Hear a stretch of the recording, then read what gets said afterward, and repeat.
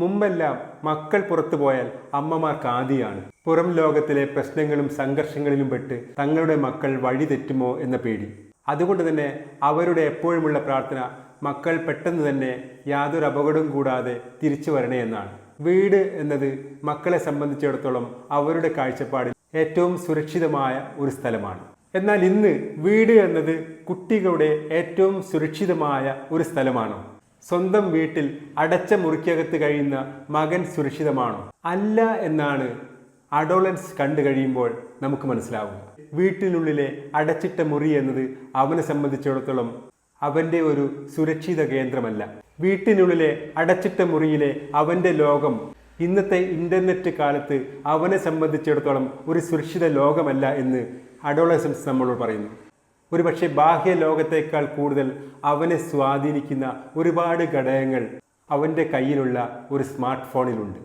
ഗെയിമുകൾ, പോൺ സൈറ്റുകൾ തുടങ്ങി അവൻ്റെ ചിന്തകളിൽ സ്വാധീനം ചെലുത്താൻ കഴിയുന്ന ആൻഡ്രൂ ടേറ്റ് പോലെയുള്ള ടോക്സിക് ഇൻഫ്ലുവൻസേഴ്സ് വരെ ആക്സസ് ചെയ്യാൻ അവനിന്ന് വളരെ എളുപ്പമാണ്.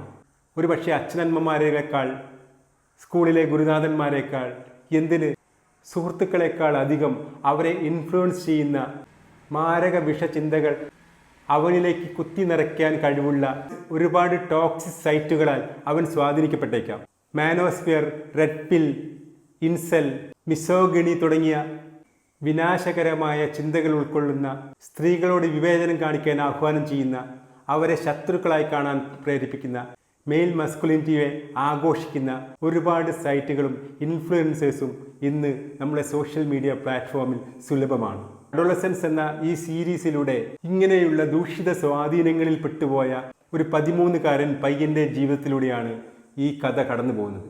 ജാമി മില്ലർ എന്ന 13-കാരൻ പയ്യനെ പോലീസ് അറസ്റ്റ് ചെയ്യുന്നത് അവൻ്റെ സഹപാഠിയായ പെൺകുട്ടിയെ കുത്തിക്കൊലപ്പെടുത്തിയെന്ന പേരിലാണ്. പലപ്പോഴും ഇങ്ങനെ കുട്ടികൾ വഴിതെറ്റിപ്പോകുന്നതിൻ്റെ കാരണങ്ങൾ പൊതുവായി പറയാറുള്ളത് അവരുടെ വളർത്തു ദോഷമെന്നോ അല്ലെങ്കിൽ ഫാമിലിയിലുള്ള പ്രശ്നങ്ങളും അത് അവനിലുണ്ടാക്കുന്ന ട്രോമയുമൊക്കെയാണ് ഒരു മുഖ്യ കാരണമായി നാം ചൂണ്ടിക്കാണിക്കാറുള്ളത്. എന്നാൽ ജാമിയെ സംബന്ധിച്ചിടത്തോളം വളരെ സമാധാനത്തോടും സ്നേഹത്തോടും കൂടി പോകുന്ന ഒരു ഫാമിലിയാണ്. അവൻ്റെ അച്ഛനും അമ്മയും കൂടാതെ ഒരു മൂത്ത സഹോദരി കൂടിയാണ് അവനുള്ളത്. വീട്ടിൽ വളരെ ശാന്തനായ കുട്ടിയായ ജാമി ഇങ്ങനെ ഒരു കൊലപാതകം ചെയ്തു എന്നത് അവൻ്റെ കുടുംബത്തിന് വിശ്വസിക്കാവുന്നതിനും അപ്പുറമായിരുന്നു. ഈ കൊലപാതകത്തിന് ഉപയോഗിച്ച കത്തിയെ തേടിയുള്ള പോലീസ് ഓഫീസറുടെ അന്വേഷണവും ഇതിൻ്റെ കാരണങ്ങളെ തേടിയുള്ള സൈക്കോളജിസ്റ്റിൻ്റെ ജാമിയുമായിട്ടുള്ള സംഭാഷണങ്ങളും ഇത് ജാമിയുടെ കുടുംബത്തിലുണ്ടാക്കുന്ന ആഘാതവുമെല്ലാമാണ് ഈ 4 എപ്പിസോഡുകൾ മാത്രമുള്ള സീരീസ് നമുക്ക് മുന്നിലേക്ക് വെക്കുന്നത്.